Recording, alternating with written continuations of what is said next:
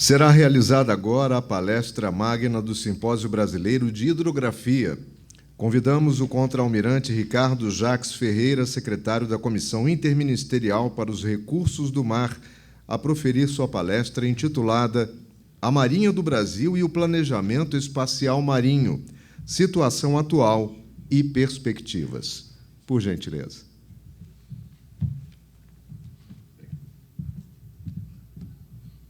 Almirante de Esquadra Fragelli, eu ex-comandante da Escola Naval, quando aspirante, em nome de quem cumprimento os almirantes e demais oficiais aqui presentes, vice-almirante Paulo César, da SB Hidro, em nome de quem cumprimento todos os associados da Sociedade Brasileira de Hidrografia, e o senhor Antônio Alvarenga, superintendente do SEBRAE Rio de Janeiro, em nome de quem cumprimento as autoridades civis, empresários e pesquisadores interessados no tema. Eu costumo dizer que a SB Hidro foi meu primeiro grande desafio. O almirante Paulo César fez o convite para mim e eu comentei à época que eu não era hidrógrafo e tinha uma semana de CECIRM, mas eu aceitei o desafio, chefe, na época, porque eu tinha sido muito bem preparado pelo almirante Linhares, que está aqui, que foi meu antecessor, e me deu as condições de fazer essa apresentação. Mas, de qualquer maneira, chefe, continua sendo um desafio hoje, porque eu tenho que fazer essa apresentação hoje para diversos outros hidrógrafos, outros CECIRMs aqui presentes, alguns com participação direta na criação desse programa do Planejamento Espacial Marinho. Queria deixar aqui registrado a importância do papel do almirante Rocha Martins e do almirante Guida, os nossos antecessores meus e do almirante Linhares na CECIRM. E esse é um tema que realmente ele tem sido muito interessante, muito desafiador, porque ele tem uma transversalidade enorme. Ele atinge diversos setores da sociedade, atinge a academia, ele envolve o governo, e, por isso, nós acreditamos que o melhor lugar para depositar esse projeto, para depositar esse serviço, é na nossa Comissão Interministerial para os Recursos do Mar. Essa comissão, esse ano, está completando 50 anos, é um modelo único que existe no Brasil, e é inteiramente vocacionada para o estudo dos assuntos do mar. Então, nós temos hoje 18 ministérios, eram 16 ministérios, mais a Marinha do Brasil, hoje nós temos 18 ministérios, com a inclusão do Ministério das Comunicações, por toda essa questão que nós estamos vendo hoje, da questão da internet, dos cabos submarinos, vimos muito detalhadamente o que aconteceu no Ceará, e também tivemos o envolvimento do Ministério do Desenvolvimento, Indústria e Comércio, que nós convidamos e trouxemos para dentro da CECIRM, por entender que a participação do setor produtivo é muito relevante nas discussões que são travadas ali no âmbito da CIRM. Então, nós vemos que nenhuma outra comissão reuniria tantos especialistas e tantas pessoas em temas tão transversais, tão intersetoriais, como nós temos aqui no caso da economia do mar. E essa transversalidade, ela aumenta, ela fica cada vez mais intensa à medida que nós vemos esse movimento que acontece em todo o mundo, um movimento rumo ao mar.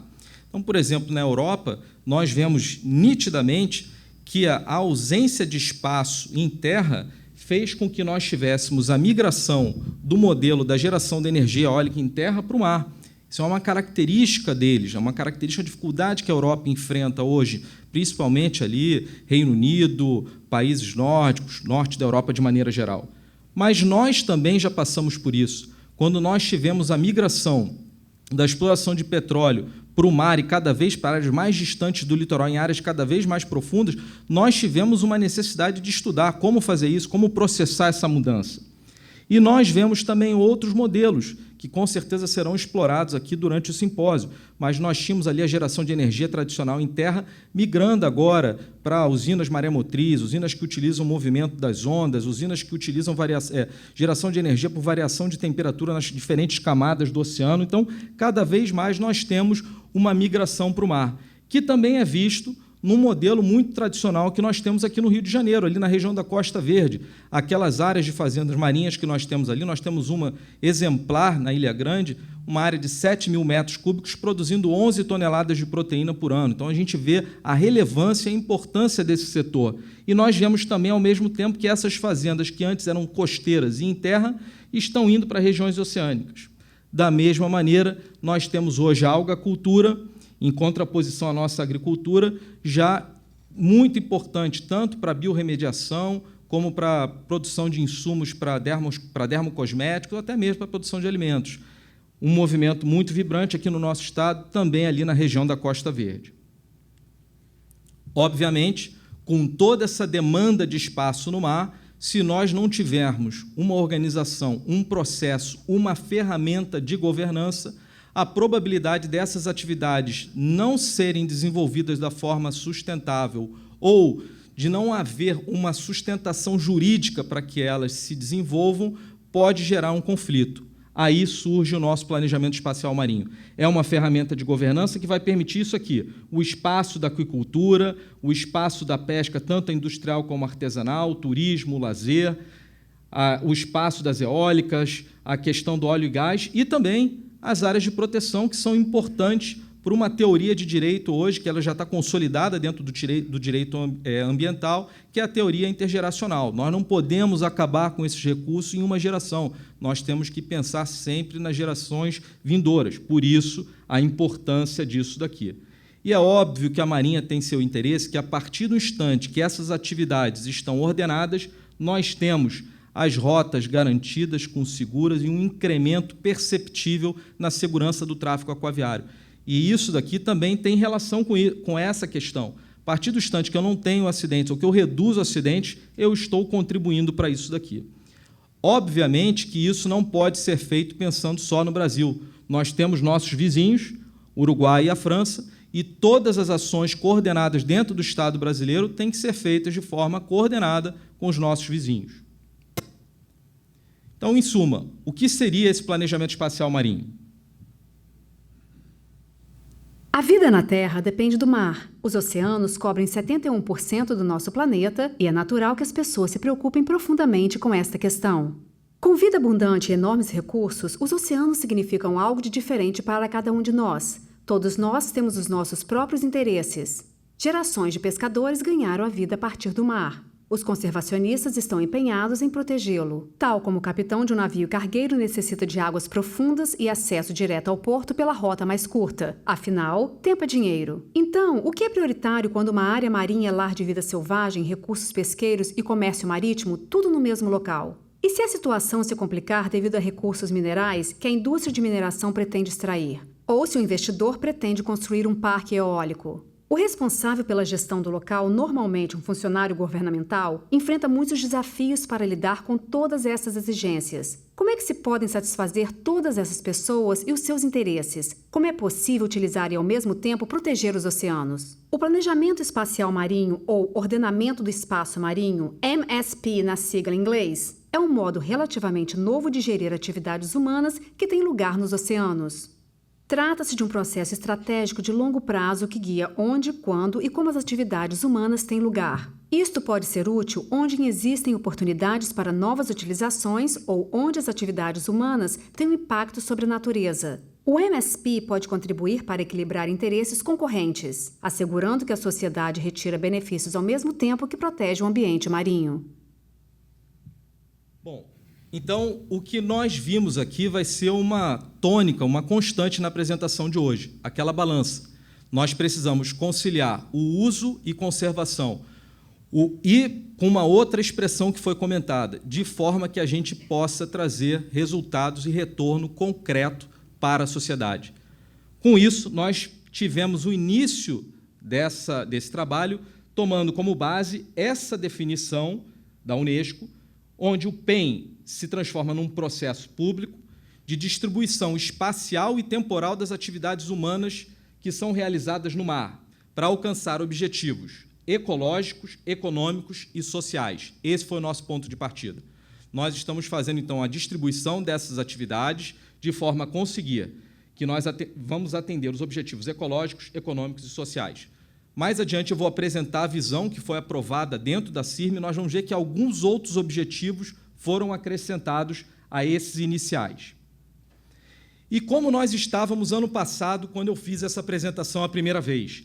Isso aqui é retirado de um site, a última estatística é de 2019, só que eu entrei em cada um dos países que tinham sido apresentados em 2019 e fiz uma atualização nesse mapa. Ano passado, quando eu fiz essa apresentação, A nossa área aqui estava totalmente branca. Hoje já tem aqui um pontinho amarelo. Nós já temos um projeto piloto na região sudeste. Da mesma maneira que a Argentina, que também estava branca, já tem o seu projeto piloto na Baía de São Jorge. E uma coisa interessante, o lado da costa ocidental da África, que estava todo amarelo, ou seja, indicando que os planejamentos estavam em desenvolvimento, nós já temos aqui um plano aprovado, completo, não aprovado, e um aprovado não em aplicação. Onde? Na Namíbia e Angola. 2 países com tremendo potencial de economia do mar. Angola, com a questão da mineração, e Namíbia, com a questão dos portos profundos na costa ocidental da África. Então, nós vemos aqui a importância dessa ferramenta, porque esses países vislumbram uma oportunidade muito importante de atração de investimentos. E é exatamente isso. O que vai acontecer se nós não implantarmos o PEM?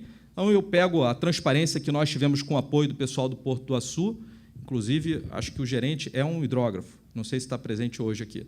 Mas essa transparência ela é muito interessante, porque ela nos mostra isso aqui. Quando nós fizemos, acho que o gerente do VTMS é o Gomes ainda, não é? O Alexandre está aí, pronto. Nós temos aqui esses projetos de energia eólica no Porto do Açu. São 13 projetos. Esses 13 projetos vão gerar 33 gigawatts de energia. Hoje, a nossa capacidade solar instalada no território é de 37 gigawatts de energia.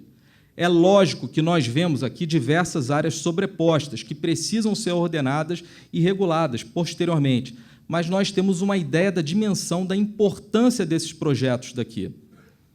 Só que, quando nós fizermos uma sobreposição do mapa de calor das rotas de navegação, nós veremos que alguma coisa precisa ser feita, senão a atividade portuária vai ser impactada. Diferente do que eu fiz na apresentação anterior, se nós comentarmos aqui o que nós temos de levantamento feito pela Universidade do Estado do Rio de Janeiro, eu acredito, sobre a importância da pesca artesanal nessa região, nós vamos ficar mais assustados ainda. A pesca artesanal nessa região é a segunda pesca com o maior número de registros de embarcação no Estado do Rio de Janeiro. É uma atividade muito importante que também vai ser impactada por isso aqui. Almirante, então, não tem solução para o problema? Tem. Nós precisamos mapear e utilizar a ferramenta do PEM para verificar como esse problema pode ser resolvido. Nós temos experiências muito bem detalhadas, por exemplo, na Universidade de Ghent, na Bélgica, onde a gente consegue conciliar a atividade da energia eólica com algacultura e com recuperação de corais. Então, são políticas públicas que são desenvolvidas a partir da identificação dessas sinergias e conflitos. E isso vai fazer parte da nossa realidade, principalmente porque diversas empresas tradicionais de óleo e gás estão virando empresas de energia, estão trabalhando com projetos de energia. A própria Petrobras tem aqui 10 áreas ao longo de todo o território com uma perspectiva de produção de 23 gigawatts de energia. Então, obviamente, essas áreas também serão impactadas e precisarão ser devidamente estudadas para que todas as atividades humanas sejam conciliadas naquele espaço.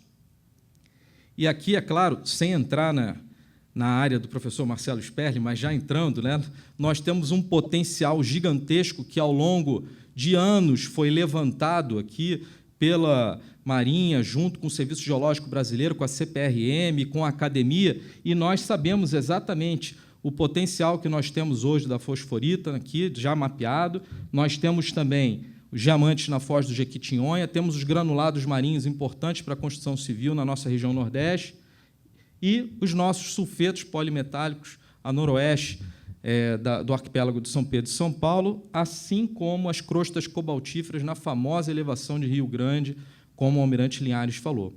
E aqui uma particularidade.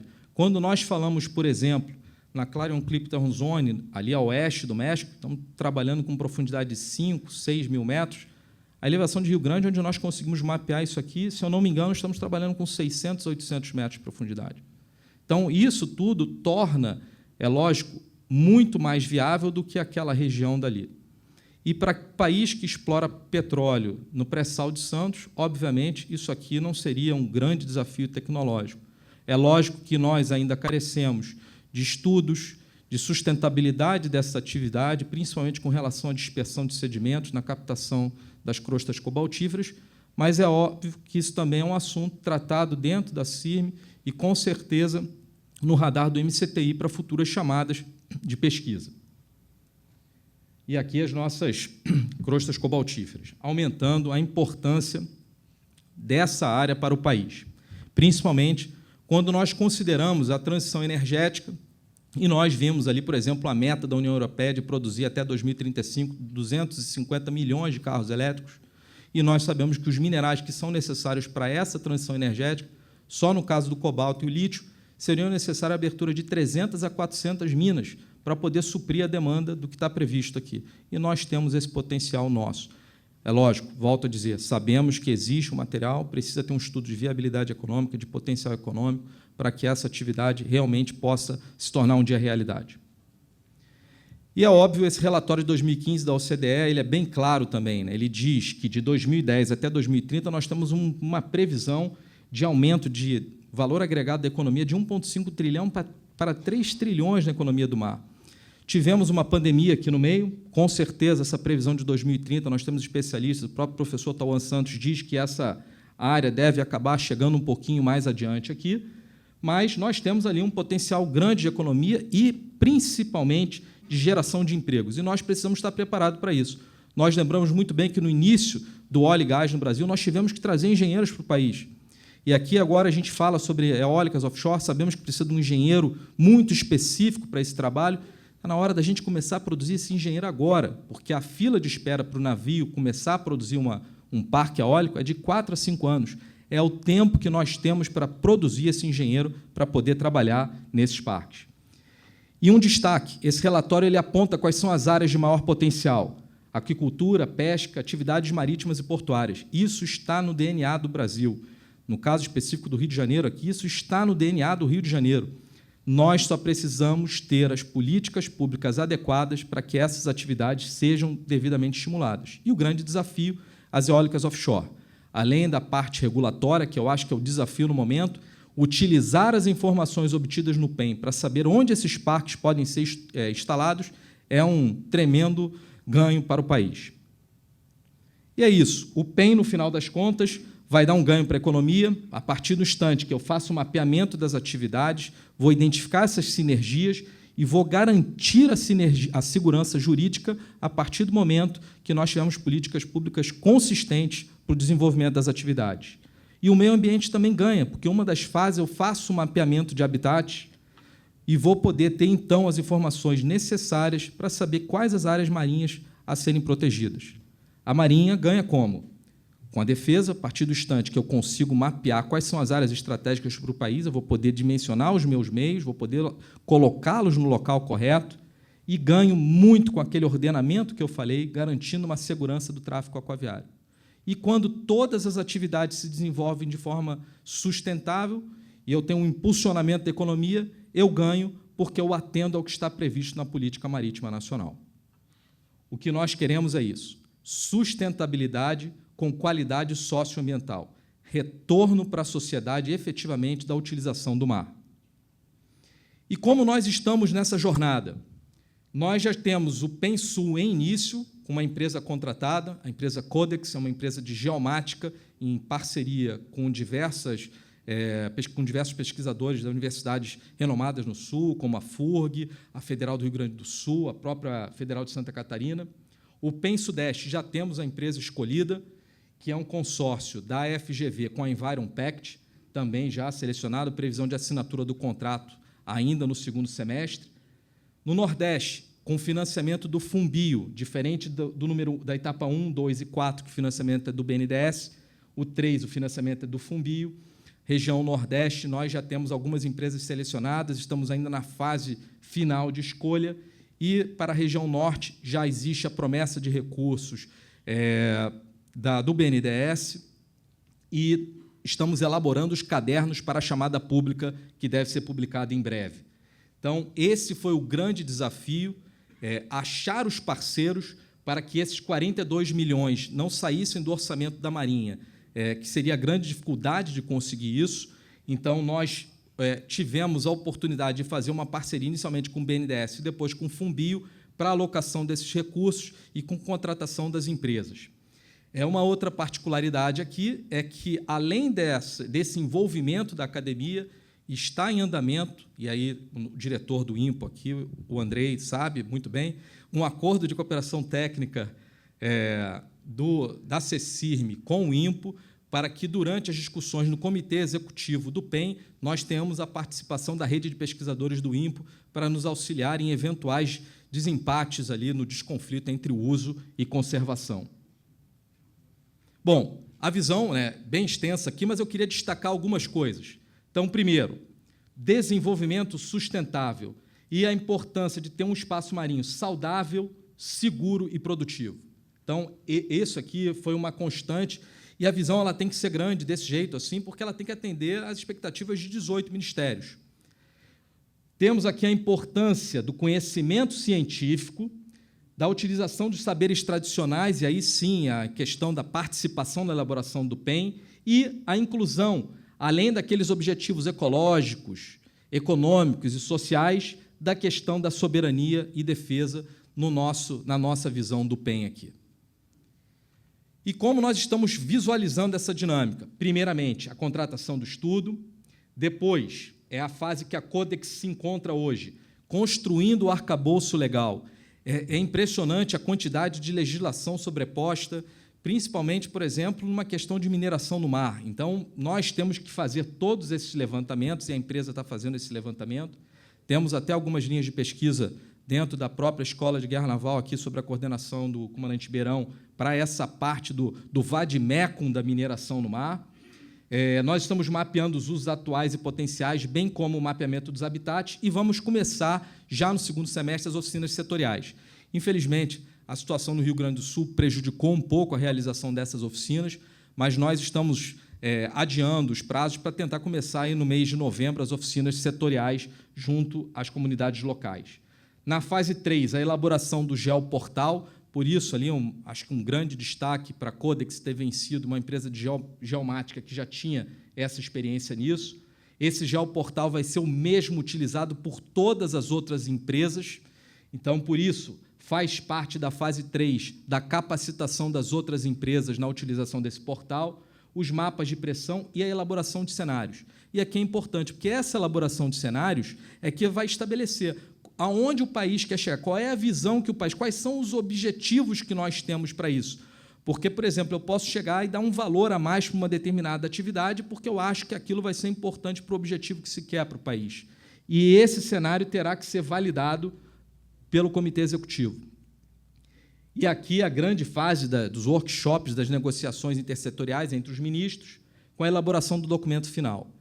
Então, uma coisa importante, a empresa que vencer, ela não vai dizer aqui vai ser petróleo, aqui vai ser isso. Não, ela não vai fazer isso. Compete ao Comitê Executivo do PEN, dentro da CIRM, analisar esse estudo e estabelecer as atividades e, aí sim, submeter ao Executivo ou Legislativo as políticas públicas para desenvolver aquelas atividades que foram vislumbradas. Essa é a nossa sequência.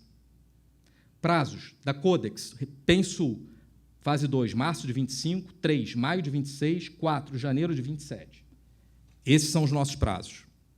E isso é realmente ambicioso, assim, porque o nosso compromisso na década do oceano era de estabelecer, de estar com tudo isso pronto até 2030. Então, estamos correndo contra o relógio efetivamente. E aqui um exemplo que eu acho que está aqui como região sul, mas cai como uma luva para isso que eu comentei hoje do Porto do Açu. É feita, então, como que é feita essa identificação de conflitos, de sinergias? Nós temos 3 atividades aqui: navegação, eólicas e pesca. Então, nós vamos colocá-las aqui numa matriz e identificar a potencialidade de sinergia e de conflito entre cada uma delas e aí estabelecer um índice de uso para cada um daqueles serviços ecossistêmicos.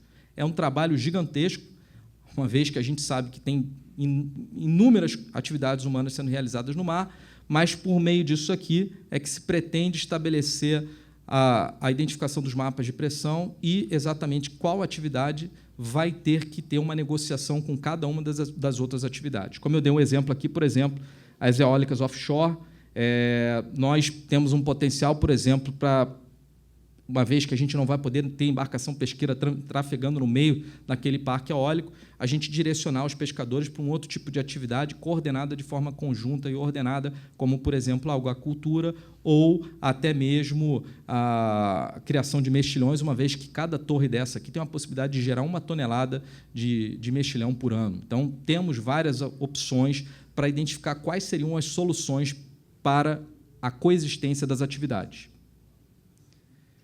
Bom, então isso é outra coisa importante. Ao final do PEN, do projeto piloto, nós teremos 10 cadernos de atividade e um 11º, que o BNDES fez questão de inserir, que é o de déficit de investimento por setor.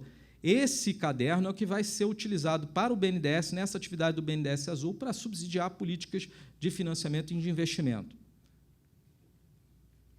E eu gosto sempre de dar exemplos de boas práticas, né? Que já que a gente está aqui falando muito aqui com o SEBRAE e com outras opções, né, de empresas locais aqui no Rio de Janeiro. Nós temos essa atividade aqui da Universidade Federal do Ceará, o Programa Cientista-Chefe. Eu considero uma atividade muito relevante. Por quê? Porque todo o nosso processo de tomada de decisão vai ser feito a partir dos dados que estão lançados na Infraestrutura Nacional de Dados Espaciais. E o Ceará fez o seu serviço antes. Ele, por meio desse programa, ele já lançou diversas dessas atividades e esse modelo hoje tem virado referência para outros estados. Eu sei que a Bahia já fez contato com eles, se eu não me engano, acho que o Rio Grande do Norte também está em aproximação com a Universidade Federal do Ceará, e eu faço questão sempre de dar o exemplo que eu acho que é uma boa prática que a gente tem que seguir.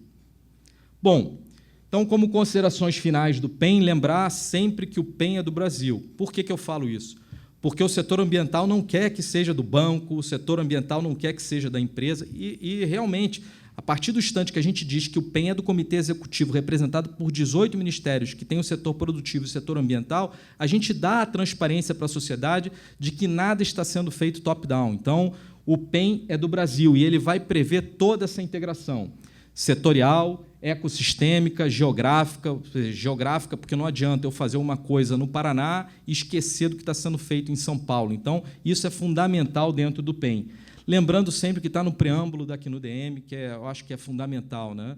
Os problemas do espaço oceânico estão estreitamente interrelacionados e devem ser considerados como um todo. Por isso que nós sempre falamos, é a década do oceano e não dos oceanos. A gente tem que entender que tudo está realmente interconectado, interrelacionado, e precisamos ter atenção a isso.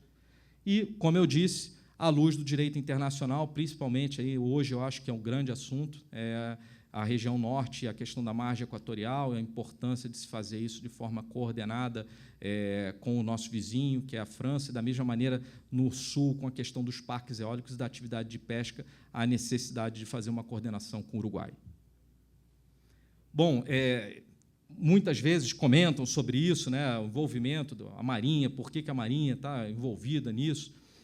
Eu não tenho dúvida, isso aqui eu pego esse slide, sempre foi do Almirante Linhares, né, o Geoffrey Teal ele é bem cirúrgico, né, a Marinha ela tem que estar envolvida, porque, primeiro, seus interesses setoriais, e, segundo, porque ela vai estar diretamente envolvida no atendimento da demanda dos outros setores, seja na fiscalização ambiental, seja na fiscalização de pesca. Então, nós precisamos efetivamente participar disso. E eu estendo isso para todos os setores, né? O mar não é da Marinha.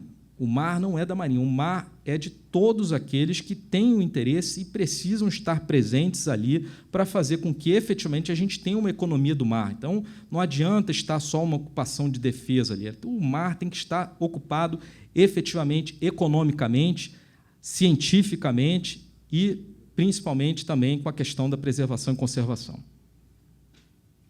Bom, antes de encerrar, eu só queria fazer alguns comentários. Na minha última apresentação, eu falei sobre alguns feedbacks, algumas coisas que teriam potencial crescimento para a atividade hidrográfica no país.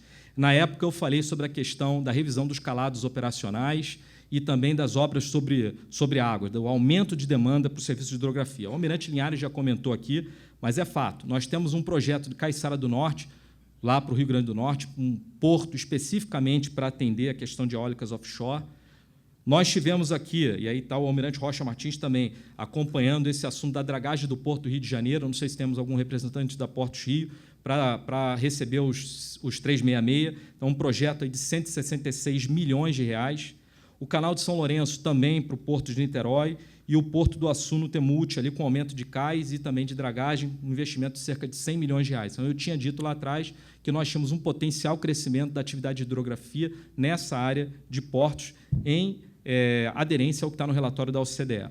E comentei também sobre a questão das eólicas offshore. Naquela época, nós tínhamos 80 projetos lançados no IBAMA e hoje nós temos cerca de 100 projetos.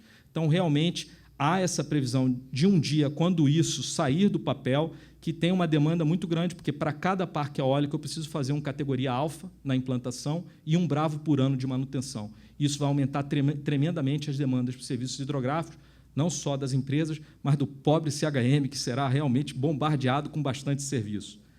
Com isso, eu encerro a minha apresentação e me coloco à disposição para qualquer dúvida. Obrigado, senhores.